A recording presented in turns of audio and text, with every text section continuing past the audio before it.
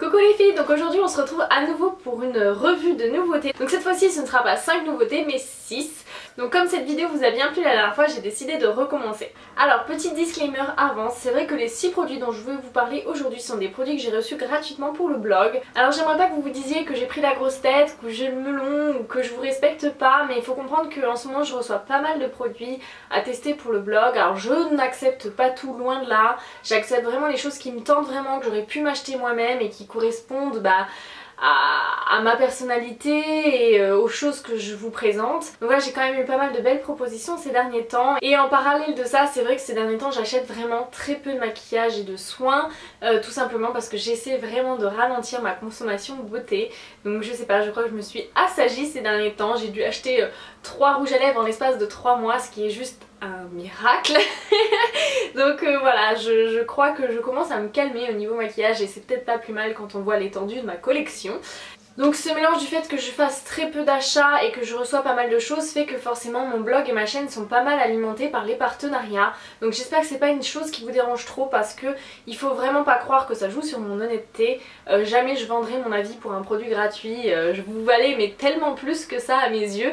Et voilà, faut pas croire que parce que je reçois un produit gratuitement d'une marque, je vais fausser mon jugement. Au contraire, j'ai tendance à être beaucoup plus sévère avec les produits que je n'ai pas achetés moi-même, parce que je me dis toujours que si j'avais payé ces produits de mon propre argent, qu'est-ce que j'en aurais pensé? Et je peux jamais m'empêcher de penser à vous et de me dire si vous l'achetez, il faut que vous en soyez satisfaite. J'ai toujours peur que vous soyez déçus suite à une de mes recommandations, donc jamais, au grand jamais, je ne vends mon avis.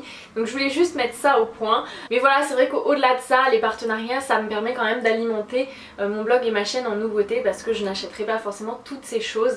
Et ça me permet de vous faire découvrir de nouveaux produits, donc je pense que c'est plutôt quelque chose de positif. Mais je voulais quand même éclaircir ça avec vous. Donc la première découverte que j'ai faite, il s'agit du dernier mascara de chez Rimmel, qui existe donc en 3 teintes on va dire, enfin en 3 versions plutôt. La version black, la version ultra black et la version waterproof.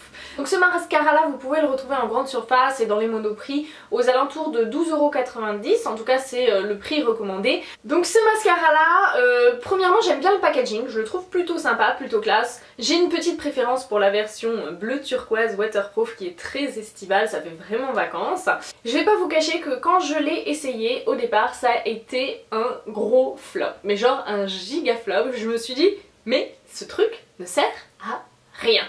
Donc en fait au départ il est vraiment beaucoup trop naturel, c'est à dire que limite t'as l'impression que t'as rien mis sur tes cils. Donc au départ je l'ai utilisé vraiment comme base à un autre mascara, parce que quand même il vient bien séparer les cils, donc ça permet une application plus facile du mascara derrière. Donc voilà, mais à part ça il m'avait aucune utilité. Donc j'avoue que je l'ai un peu boudé et laissé dans un coin, et puis je l'ai ressorti il y a quelques temps, donc là maintenant ça doit faire 3 semaines, 1 mois qu'il est ouvert, et finalement je l'aime bien ce mascara. Alors je dirais pas que c'est un coup de cœur, clairement pas, c'est pas le mascara qui va remplacer tous les mascaras dans ma vie, mais franchement il est bien. Alors au niveau des points positifs, il sépare extrêmement bien les cils, sans paquet, donc ça va vraiment définir le regard en toute légèreté. Il va très bien recourber les cils, il les allonge bien et vraiment il a une excellente tenue, c'est-à-dire qu'il ne s'effrite pas, la courbure tient toute la journée et il reste super confortable sur les cils. On n'a pas du tout l'impression que cet effet un peu cartonné que peuvent avoir certains mascaras sur les cils, donc ça c'est vraiment un point positif. Autre point positif, c'est un mascara qui contient de l'huile d'argan, donc qui est censé avoir un effet soin, qui est censé à la fois voilà, vous faire des beaux cils mais tout en prenant soin, donc ça c'est plutôt top. Une autre chose que j'aime chez lui c'est sa brosse, c'est une brosse siliconée qui est très souple, vous voyez voilà, elle vient vraiment se tordre facilement et que moi je trouve très facile d'utilisation. Les picots sont à la bonne taille etc, donc ça j'aime beaucoup. Par contre le point négatif pour moi c'est le volume, c'est à dire que c'est quand même un mascara qui reste très naturel, qui va pas vraiment vous faire un volume bam waouh quoi. Moi j'aime vraiment les volumes effets fossiles et là c'est pas du tout le cas. Pour moi il manque de volume et je dirais que c'est son seul point négatif à mes yeux, parce que sinon il a tout bon, il allonge bien, il définit bien, il recourbe super bien, il tient bien, il s'effrite pas, il se démaquille bien. Par contre il manque un peu de volume. Donc pour toutes celles qui aiment les effets un peu naturels, je pense qu'ils pourraient vraiment vous plaire. Alors vous arrêtez pas à la première impression parce qu'au départ c'est comme si la matière ne chargeait pas du tout la brosse et comme s'il y avait rien du tout. Mais au bout de quelques semaines il devient vraiment sympa. Et donc ouais, je l'aime beaucoup et je l'utilise régulièrement ce mascara. Par contre je ne vois aucune différence entre la version black et la version extra black. Donc faut qu'on m'explique. Pour moi c'est la même teinte. Je trouve pas celui-là plus intense que celui-ci, donc c'est un petit peu dommage. Et puis j'ai envie de dire, qui est-ce qui veut une version black quand il existe une version extra black? Tous les mascaras devraient être extra black, donc voilà à ce niveau là. On va maintenant passer à une nouveauté de la marque Talika. Donc il s'agit de leur Eye Detox spécifique. Donc c'est un soin contour des yeux spécialement conçu pour lutter contre les cernes. Il a été formulé en deux versions, pour les peaux claires et pour les peaux foncées, puisque suivant la couleur de notre peau, les cernes ne sont pas dues aux mêmes choses, ne sont pas de la même origine, et donc il faut des formulations différentes pour lutter contre ces deux problèmes. Donc moi j'ai la version peau claire et la promesse de la marque c'est vraiment de venir lutter contre les cernes bleutées, d'avoir une action anti-poche, anti-imperfection au niveau de l'œil, de venir diminuer les rougeurs, mais aussi de défroisser le regard et de venir l'apaiser et l'hydrater. Donc typiquement ce que moi je recherche.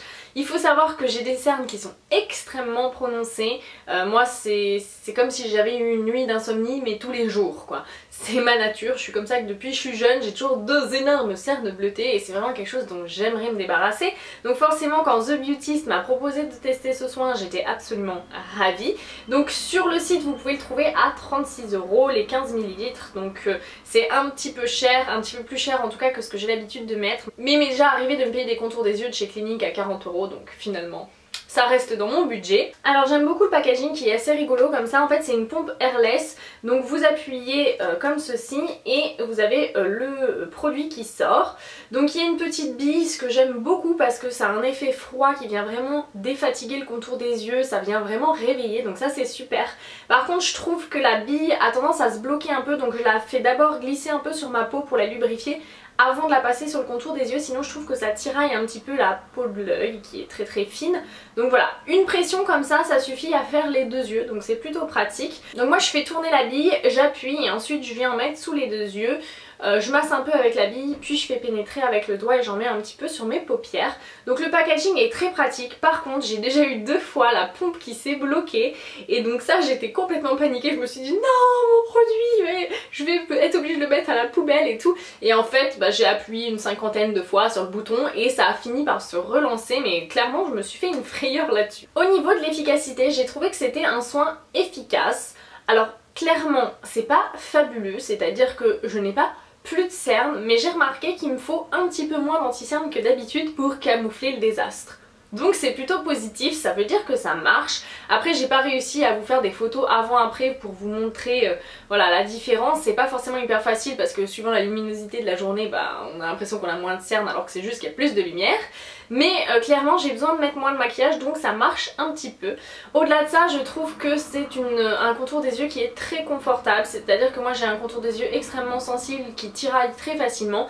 Et avec ce soin là, il est très bien hydraté, il me gratouille pas, j'ai pas l'impression que ce soit trop sec, etc.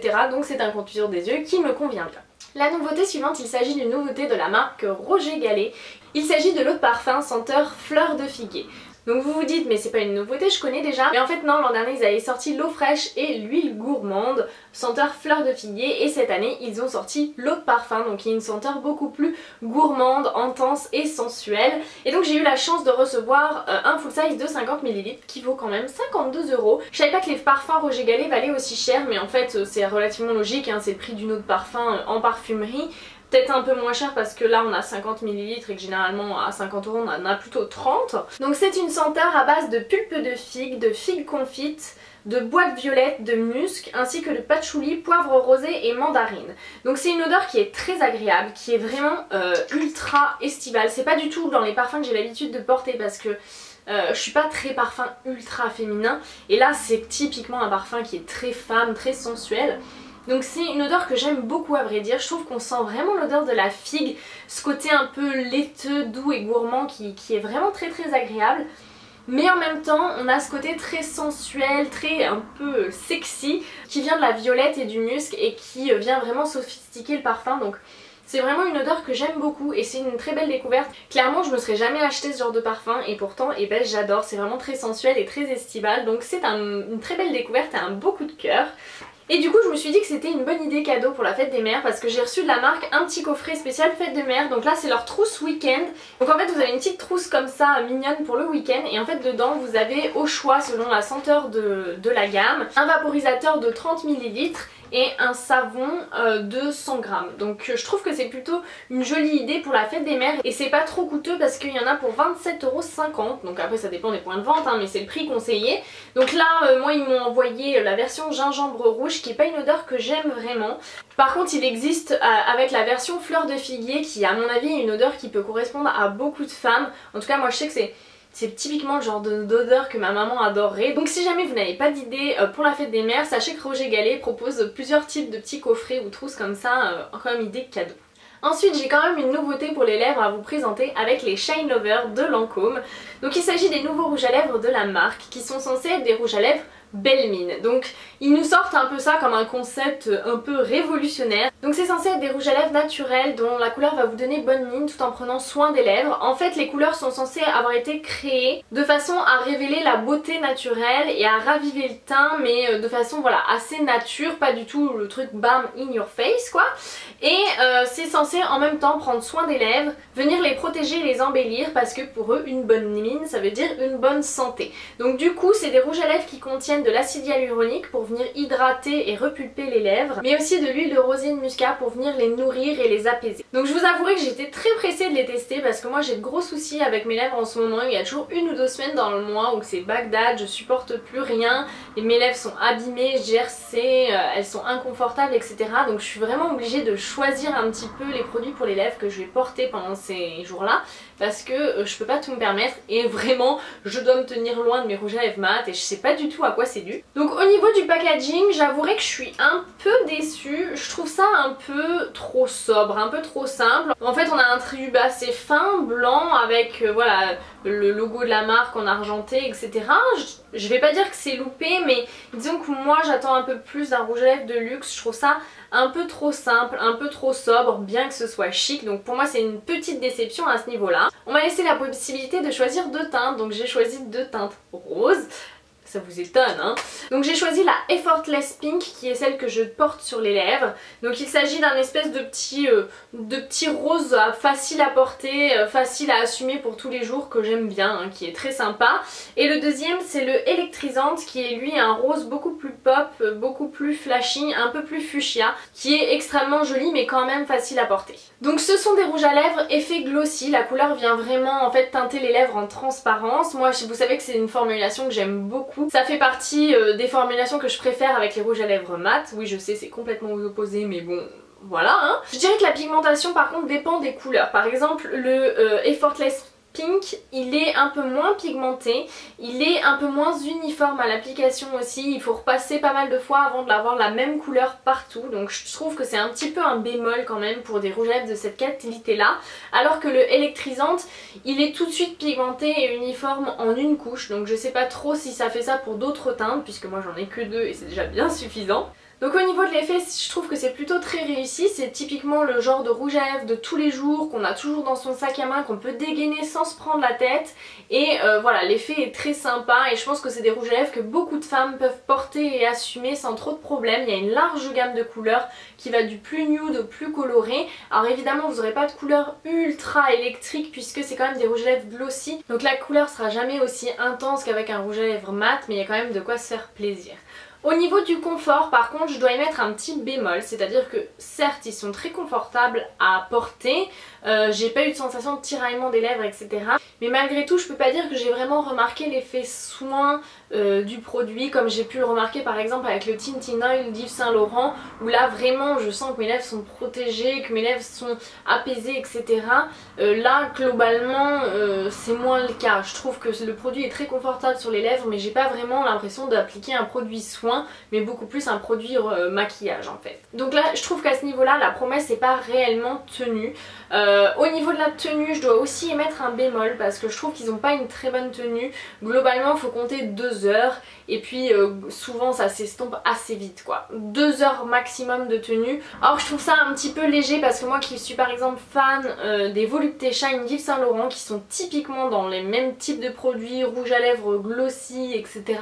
Avec les Volupté Shine d'Yves Saint Laurent j'ai quand même souvent une demi-journée de tenue sans problème. Le côté glossy s'efface mais la couleur reste, alors que là la tenue est quand même bien inférieure et voilà c'est quand même un petit bémol pour moi, je trouve qu'il faut réappliquer souvent. Donc globalement pour moi les Shine Lovers sont une belle découverte, c'est des rouges à lèvres qui valent 26 € donc ils sont un petit peu moins chers que les rouges à lèvres de luxe, mais malgré tout je trouve qu'ils sont pas à la hauteur des Volupté Shine d'Yves Saint Laurent que je ne peux que vous conseiller.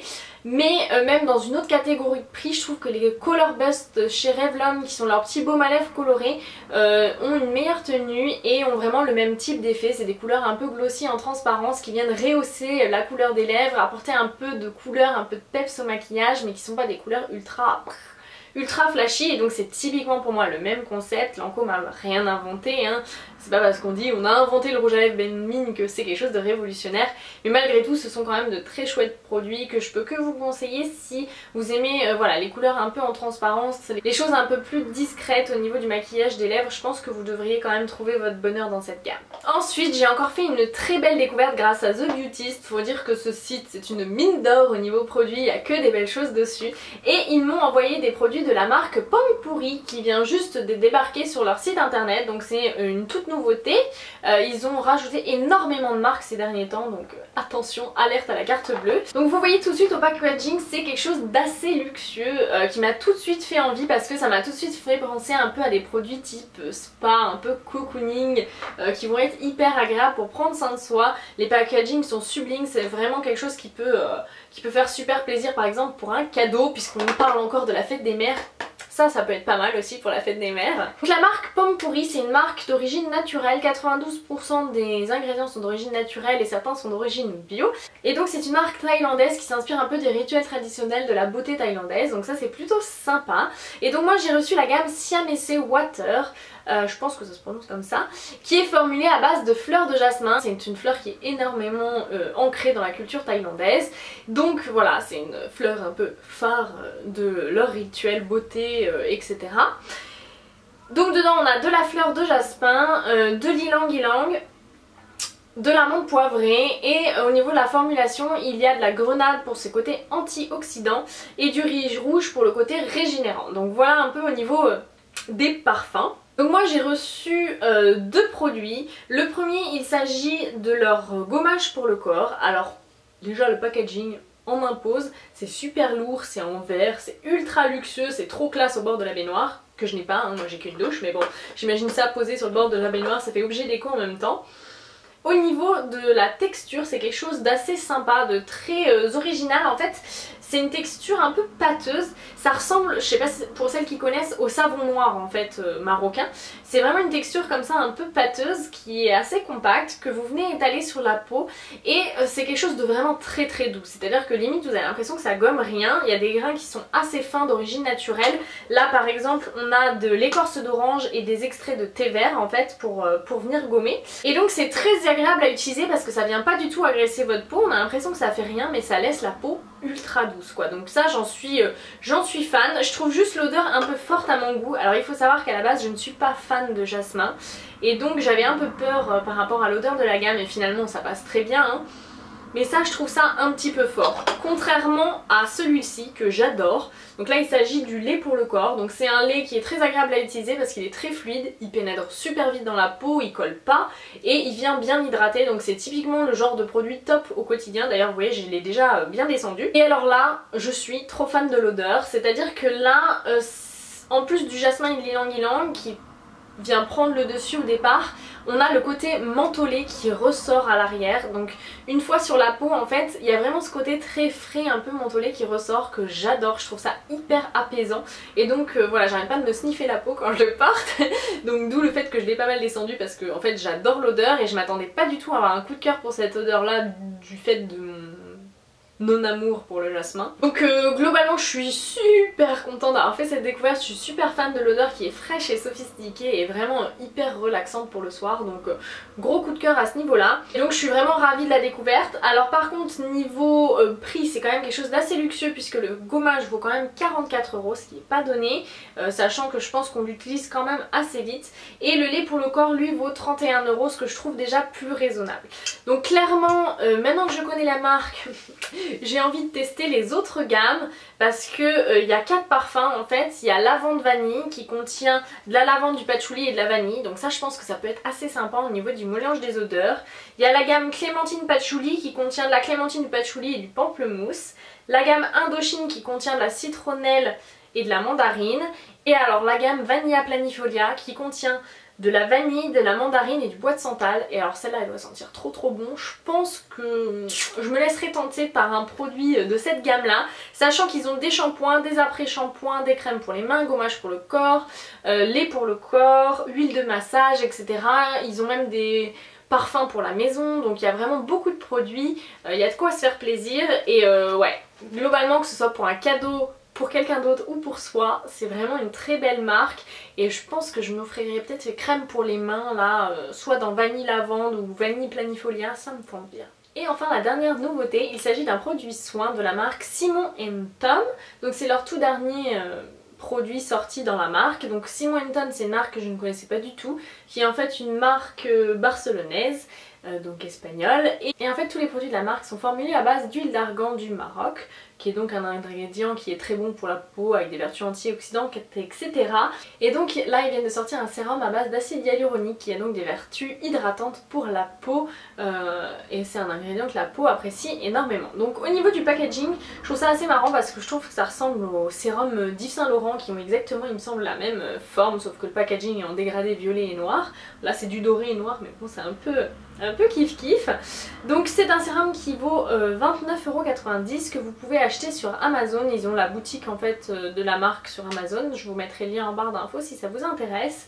Donc le packaging est en fait opaque pour protéger l'acide hyaluronique parce que je crois que c'est un ingrédient qui ne doit pas être exposé à la lumière. Par contre ce que j'aime pas dans le packaging c'est la pipette qui est pas assez tonique à mon goût. En fait je trouve qu'il faut que pour obtenir une goutte il faut faire un pompage, 2 gouttes, il faut 2 fois mettre la pipette dans le truc pour en avoir 2, donc je trouve ça un petit peu relou. Souvent moi il m'en faut 2 pour faire tout le visage et le cou de façon bien efficace. À part ça le produit a une texture assez gélifiée, assez visqueuse, un peu dense, qui est assez facile à étaler, qui pénètre bien, c'est agréable à utiliser. Je trouve qu'au niveau de l'efficacité c'est très efficace. Franchement ça hydrate très bien la peau, donc à ce niveau là j'ai rien à dire, il s'étale vite, il pénètre vite, il hydrate bien, donc en gros il fait son job. J'ai été un peu faire ma fouineuse au niveau de la composition et j'ai été plutôt agréablement surprise. Déjà il n'y a pas une énorme liste, enfin bon il y a quand même une quinzaine d'ingrédients mais je veux dire il n'y en a pas 40 quoi. Donc en fait j'ai été sur le site La Vérité sur les cosmétiques où vous pouvez rentrer la liste INSEE de votre produit et voir si le produit est bien noté, c'est-à-dire bon pour la peau et l'environnement, ou mal noté, c'est-à-dire mauvais pour la peau ou pour l'environnement.